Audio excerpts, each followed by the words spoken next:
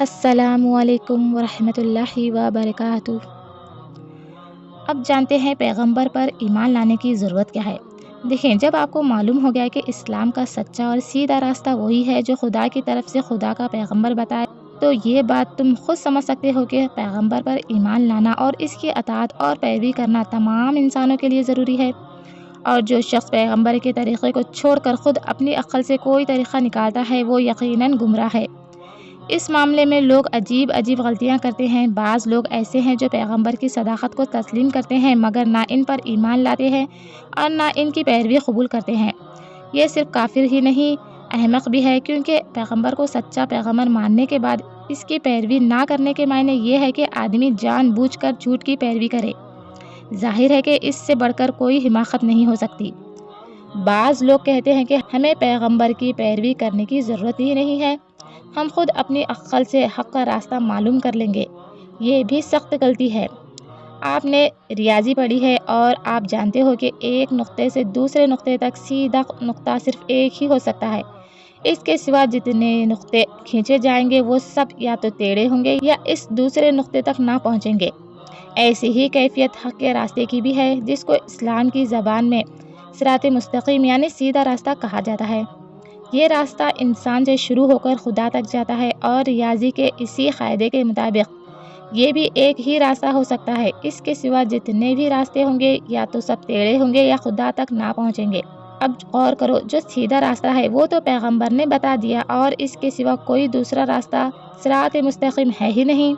اس راستے کو چھوڑ کر جو شخص خود کوئی اور راستہ تلاش کرے گا، اس کو دو صورتوں میں سے کوئی ایک صورت ضرور پیش آئے گی۔ یا تو اس کو خدا تک پہنچنے کا کوئی راستہ ملے گا ہی نہیں، یا اگر ملا بھی تو بہت پھیر کر راستہ ہوگا، خط مستقیم نہ ہوگا بلکہ خط منفی ہوگا۔ پہلی صورت میں تو اس کی تباہی ظاہر ہے، رہی دوسری صورت تو اس کے بھی حماقت ہونے میں شک نہیں کیا جا سکتا۔ اب بے عقل جانور بھی ایک جگہ سے دوسری جگہ جانے کے لیے خط منفی کو چھوڑ کر خط مستقیم ہی کو اختیار کرتا ہے۔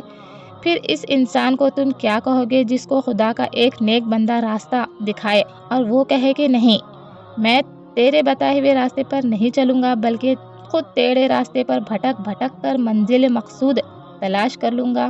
نعوذ باللہ۔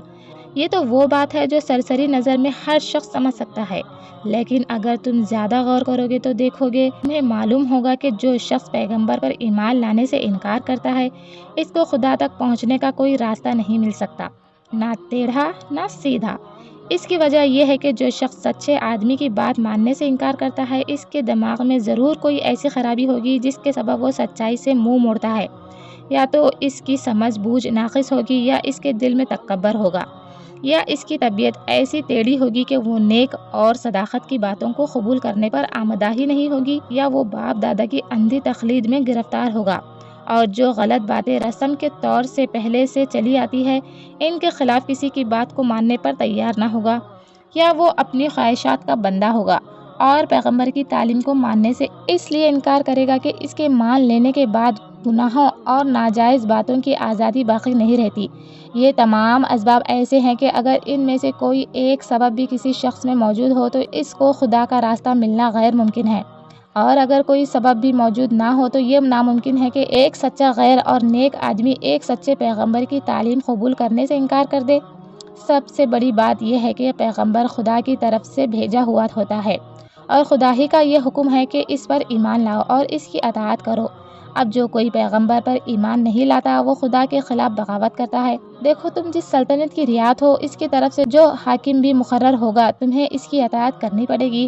اگر تم اس کو حاکم تسلیم کرنے سے انکار کرو گے تو اس کے معنی یہ ہوں گے کہ تم نے خود سلطنت کے خلاف بغاوت کی ہے۔ سلطنت کو ماننا اور اس کے مقرر کیے ہوئے حاکم کو نہ ماننا دونوں بالکل متضاد باتیں ہیں۔